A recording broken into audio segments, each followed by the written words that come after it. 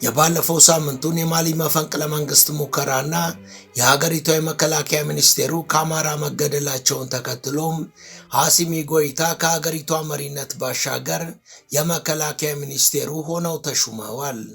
የአሲሚ ጎይታ ከሄድም ሀገሪቷ ከገባችበት ምጥ ለማውጣት ያለመ ይመስላል። The President of the Transition, Head of State and Supreme Commander of the Armed Forces shall hold the office of Minister of Defense and Veterans Affairs. የሩሲያን አፍሪካን ኮርፕስ ጦርም ከሰኞ ጀምሮ መጠነ ሰፊ የአየር ጥቃት አሸባሪዎች ላይ እየፈጸመ ነው።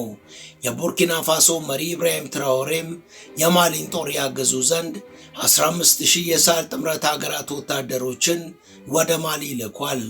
የማሊን የማሸበርና መንግስቷን የመገልበጥ ስራ በውጭ ኃይሎች ማለትም በፈረንሳይና በኔቶ የተቀነባበረ ሲሆን በፈረንሳይ የሚገኙ በሺዎች የሚቆጠሩ ሰዎችም ይህን በማውገዝ የተቃውሞ ሰልፍ በማድረግ ድምጻቸውን አሰምተዋል። The Tuareg attack is being portrayed as a terrorist attack when in fact it is an operation coordinated directly by NATO and in particular by France. ማሊ ላይ እየደረሰ ላለው ጥቃት ዋና አቀናባሪዎቹና አስፈጻሚዎቹ ኔቶና በዋናነት ፈረንሳይ ናቸው። በዚህ መንገድ የውክልና ጦርነትን ማሊ ላይ በመፈጸም ሀገሪቷን ዳግም መቆጣጠር ይፈልጋሉ።